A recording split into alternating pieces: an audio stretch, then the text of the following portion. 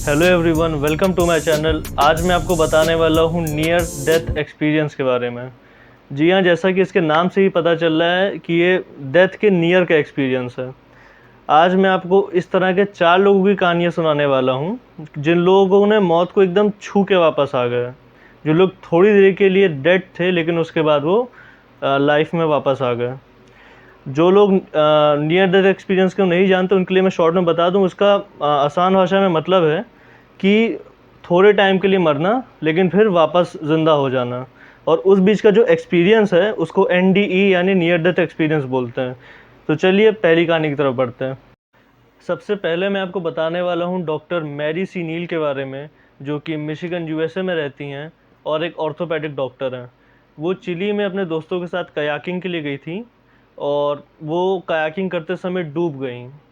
जब वो डूबी और उनके दोस्त उनको पानी से निकाल के किनारे तक लाए तो वो लगभग 30 मिनट्स के लिए डेड थी। जी हाँ, वो आधे घंटे के लिए लगभग डेड थी अपने दोस्तों के सामने। और उन 30 मिनट्स के अंदर उन्होंने जो अपना एक्सपीरियंस बताया है वो मैं आपको बता दूं। उन्होंने सबसे पहले देखा कि एक ग्रुप ऑफ पीपल उनके साथ हैं, जिनमें से कुछ लोग को वो जानती थी और कुछ लोग को वो नहीं जानती थी। उन लोगों के साथ उसको इतना अच्छा लग रहा था कि उसका जाने का कहीं मन नहीं कर रहा था। वो लोग उसको हेवन में लेके गए। उसमें उन्होंने बताया है कि उन्होंने एक गार्डन को देखा जहाँ पे खूबसूरत फूल पौधे, खूबसूरत पेड़, क्रिस्टल क्लियर वाटर, और उनको बहुत ही ज़्यादा अच्छा लग रहा था वहाँ पे उनके साथ। वो लोग उनसे बातें कर रहे थे और वो उनके साथ एकदम घुल मिल गई थी। लेकिन उसी समय उसको याद आया कि वो एक कायाक चला रही है और वो डूब चुकी है।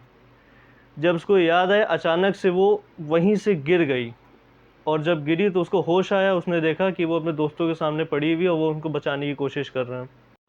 अपने इस एक्सपीरियंस को इन्होंने अपनी किताबों में लिखा है, जो कि अमेरिका की बेस्ट सेलर भी रही है, न्यूयॉर्क टाइम्स को। आप लोग गूगल करके देख सकते हैं। उन किताबों का नाम था 7 लेसन्स फ्रॉम हेवन और टू हेवन एंड बैक। ये 2 किताबें आप इनको गूगल करके भी देख सकते हैं और उनको पढ़ सकते हैं। इन दोनों किताबों में इन्होंने बताया है कि इनका एक्सपीरियंस क्या था डिटेल में। अब चलिए अगली कहानी के बारे में बात करते हैं, जो कि है टोनी सिकोरिया की कहानी। टोनी सिकोरिया न्यूयॉर्क सिटी के रहने वाले थे और साल 1994 का था जब ये वॉक पे निकले थे। इनके ऊपर बिजली गिर गई थी, और जब बिजली गिरी तो उस समय ये कुछ समय के लिए डेड हो गए थे पूरी तरह से। जब वो डेड हुए थे तो उन्होंने देखा उनकी सोल उनकी बॉडी से ऊपर उठ रही है। उसके बाद वो अचानक से उनकी बॉडी से दूर जाने लगी पीछे की तरफ। फिर अचानक से वो वापस आगे की तरफ आई, फिर ऊपर गई और नीचे गिर गई। और फिर अचानक से वो आसमान की तरफ जा रहे थे तो उन्होंने देखा एक औरत उनको बचाने की कोशिश कर रही है, उनके सीने को पंप कर रही है, हॉस्पिटल फ़ोन करने की कोशिश कर रही है, लेकिन उसका कोई असर नहीं था। उसके बाद अचानक जब ये ऊपर जा रहे थे इनको दिखा कि एक ब्लूइश वाइट लाइट इनको चारों तरफ से घेर रही है। और जब वो ब्लूइश वाइट लाइट इनको चारों तरफ से घेर रही थी, इन्होंने पीस को फील किया और एक अलग सी हैप्पीनेस को फील किया जिसको वो एक्सप्लेन नहीं कर सकते थे। उस वाइट लाइट को देखने के बाद इन्होंने पाया कि ये अपने घर की सीढ़ियों के पास है, जिसको चढ़ के वो ऊपर अपने कमरे में गए। वहाँ पे इन्होंने देखा कि इनके बच्चे अपने फेस को पेंट कर रहे हैं, और वो सोच रहे थे कि वो आगे अपने बच्चों को कभी नहीं देख पाएंगे क्योंकि बिजली गिरने की वजह से उनकी मौत हो चुकी है। वो उस समय इमोशनल हो गए, रोने लग गए, और उसी समय एक फ्लैश हुआ और इन्होंने खुद को हॉस्पिटल में पाया। जब इन्होंने हॉस्पिटल में आए तो उन्होंने पूछा कि क्या हुआ, तो लोगों ने बताया कि आप पे बिजली गिर गई थी, कुछ समय के लिए आप हॉस्पिटल में डेड आए थे और उसके बाद आपको होश आया। उसके बाद जब वो अपनी नॉर्मल लाइफ में लौटे, क्योंकि वो खुद भी एक ऑर्थोपेडिक डॉक्टर थे तो वो हॉस्पिटल में काम करते थे, तो हॉस्पिटल में उनको हर एक चीज़ के अंदर म्यूज़िक दिखाई देने लगा। उनको हर चीज़ के अंदर म्यूज़िकल नोट्स दिखाई देने लग गए। और जब उनको म्यूज़िकल नोट दिखाई देने लग गए तो उनके पास एक पियानो था जिसको वो बजाने लगे, और उससे उन्होंने काफ़ी अच्छी-अच्छी ट्यून्स निकाली, काफ़ी अच्छी-अच्छी म्यूज़िक बनाई। और उसके बाद वो आज एक बहुत ही बड़े पियानिस्ट हैं, वो बहुत ही मशहूर हैं। उनके बारे में आप गूगल करके देख सकते हैं। उन्होंने अपनी कहानी को कई जगह पे बताया है, और वो आज भी ये मानते हैं कि इसी इंसिडेंट की वजह से, उनके इसी नियर डेथ एक्सपीरियंस की वजह से उनको ये स्किल मिली म्यूज़िक की। डॉक्टर सिकोरिया आज के टाइम में न्यूयॉर्क सिटी में अपने ऑर्थोपेडिक डॉक्टर के प्रोफेशन से ज़्यादा एज अ म्यूजिशियन मशहूर हैं, और ये इनकी सबसे ज़्यादा ख़ास बात है। अब चलिए नेक्स्ट कहानी के बारे में बात करते हैं, जो कि एक अमेरिकन ब्रिटिश एक्ट्रेस जेन सीमोर के बारे में है। उनको जो एक्सपीरियंस हुआ था वो हुआ था 1988 में, जब वो अपनी एक फ़िल्म शूट कर रही थी जिसका नाम था ओनेसिस। उस फ़िल्म को शूट करते समय उनको किसी तरह की प्रॉब्लम हुई थी जिसकी वजह से उनको एंटीबायोटिक्स के इंजेक्शंस देने थे। जब एंटीबायोटिक्स के इंजेक्शन देने थे वो गलती से उनकी नस में लग गए। वो उनकी मसल में लगाने थे लेकिन उनकी नस में लग गए। जब उनकी नस में वो इंजेक्शन लगे तो उनकी बॉडी को एनाफिलैक्टिक शॉक लगा, जिसकी वजह से उनकी उस समय डेथ हो गई कुछ मिनट्स के लिए और उनको हॉस्पिटल ले जाना पड़ा। जब वो हॉस्पिटल पहुंची उनको डेड डिक्लेयर कर दिया गया। उन्होंने जो अपने एक्सपीरियंस बताया कि वो सारे टाइम अपनी बॉडी के ऊपर फ्लोट कर रही थी। उन्होंने नर्सों को देखा कि वो किस तरह उनको बचाने की कोशिश कर रही हैं, किस तरह उनको ले जाया जा रहा है, क्या क्या हो रहा है उस हॉस्पिटल में।